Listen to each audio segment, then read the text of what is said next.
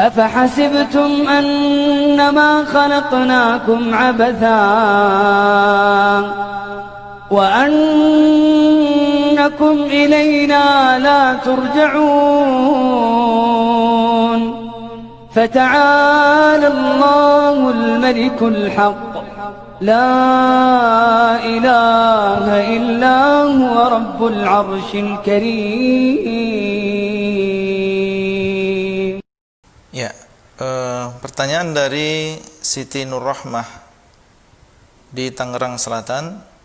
Beliau mengatakan, Assalamualaikum Ustadz, bagaimana seandainya kita mendapat kiriman sihir dari orang lain, apakah yang harus kita lakukan untuk menangkal sihir tersebut? Apabila kita bertauhid hanya kepada Allah dan tidak berbuat syirik, apakah mungkin kita terbebas dari sihir? Sebelumnya, Waalaikumsalam warahmatullahi wabarakatuh. Kita berlindung kepada Allah ya dari sihir dan juga tukang sihir yang mereka menghembuskan pada buhul-buhul. Apabila seseorang mendapatkan kiriman sihir, maka dan jelas bahasanya adalah sihir, maka kita menggunakan cara yang syar'i untuk membebaskan diri kita dari sihir tadi. Ya, dan cara yang syar'i adalah dengan meruqyah dengan Al-Quran atau dengan doa-doa Nabi SAW yang telah datang dari beliau,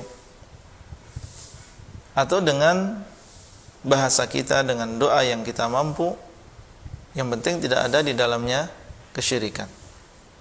Karena Nabi SAW mengatakan, La ba'sa birruqa ma lam takun syirkan.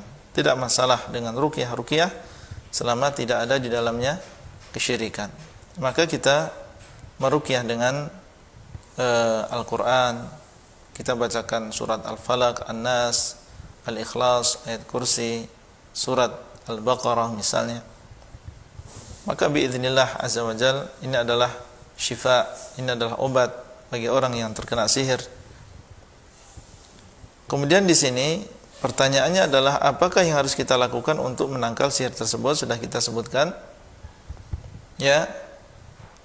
Dan ditambah lagi, kalau kita memang bisa menemukan ya ikatan sihir ya, yang biasanya karena di sana ada, biasanya untuk sihir ini ada ikatan-ikatan.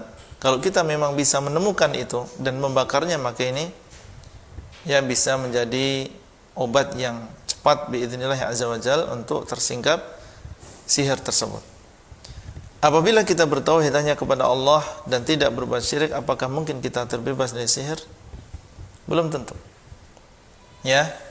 Tapi kita yang jelas berusaha ya untuk membentengi diri kita dengan perkara-perkara yang bisa ya untuk menghindarkan diri kita dari sihir. Dan saya sebutkan di sini beberapa cara untuk bisa menghindarkan diri kita dari sihir. Yang pertama adalah menjaga ketaatan kita kepada Allah SWT, terutama masalah kewajiban ya harus kita tunaikan dengan baik, menjauhi perkara-perkara yang diharamkan oleh Allah ya. Jangan sampai kita ingin terbebas dari sihir tapi kita masih terus meninggalkan kewajiban atau melakukan kemaksiatan, karena ini yang mengundang sihir, yang mengundang syaitan ya, yang menjadikan dia mudah untuk memudarati seseorang ya dengan izin Allah. Itu adalah karena kita jauh dari Allah SWT. Kemudian yang kedua, hendaklah kita bertobat ya, bertobat kepada Allah SWT dari dosa dan juga seluruh kemaksiatan. Kemudian ya kita menghadap kepada Allah SWT dengan memperbanyak perkara yang disunahkan, bertawakal kepada Allah SWT di dalam seluruh perkara, beristi'anah kepada Allah ya. Dan di dalam sebuah hadis Nabi SAW mengatakan, ihfazillah yahfazka, jagalah Allah maka Allah akan menjaga dirimu. Jagalah Allah maksudnya adalah jagalah syariat Allah, maka Allah SWT akan menjaga dirimu. Termasuk diantaranya adalah dari sihir dan yang lain.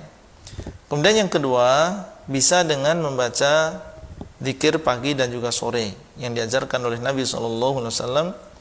Beliau mengajarkan membaca ayat kursi, ya, membaca surat Al-Ikhlas, Al-Falaq, An-Nas di pagi dan juga sore hari, membaca Bismillahilladzi la yadhurru ma'asmihi syai'un fil ardi wala fis sama' wa huwas samiul alim, membaca a'udzu bikalimatillahi tammati min syarri ma khalaq, ini juga dibaca, ya. Maka ini adalah beberapa cara untuk bisa menghindarkan seseorang dari sihir. Ditambah lagi seseorang menjaga zikir-zikir yang diajarkan oleh Nabi ketika mau masuk kamar mandi, keluar kamar mandi, ketika akan makan, setelah makan, keluar rumah, masuk rumah. Maka ini biidznillah akan menjaga seseorang dari sihir dan yang semisalnya. Ya, adapun apakah orang yang bertauhid, tidak berbuat syirik, kemudian terbebas dari sihir? Ya, belum tentu yang demikian. Terkadang sihir menimpa orang yang bertauhid juga. Apa yang tadi kita sebutkan tadi adalah usaha kita. Ya, usaha kita supaya terbebas dari sihir. Ini adalah sebab yang kita lakukan. Dan hasilnya kembali kepada Allah. Kalau Allah menghendaki terjadi sihir, terjadi. Mungkin seseorang lupa, biasanya dia menjaga, ya, zikir, kemudian suatu saat dia lupa untuk membaca zikir tadi, akhirnya dia terkena sihir. Mungkin saja, ya, terkena sihir. Dan Nabi SAW dahulu pernah terkena sihir. Ya, Nabi SAW yang kita tahu bahwasanya beliau adalah muwahhid, bahkan beliau adalah imamul muwahhidin, imamnya orang-orang yang bertauhid kepada Allah. Ternyata dulu pernah ada seorang Yahudi yang mensihir beliau. Ya, jadi terkadang seorang yang beriman pun terkena sihir, dan tentunya di dalam musibah tadi ada hikmah yang mendalam. Ya, di antaranya mungkin Allah SWT ingin, ya, mengampuni dosa orang yang terkena sihir tadi dengan kesabaran dia ketika terkena musibah, atau Allah SWT ingin mengangkat derajatnya sehingga semakin tinggi derajatnya di sisi Allah SWT. Baik, itu yang bisa kita sampaikan. Wallahu ta'ala a'lam, wabillahi taufiq wal hidayah. Wassalamualaikum warahmatullahi wabarakatuh.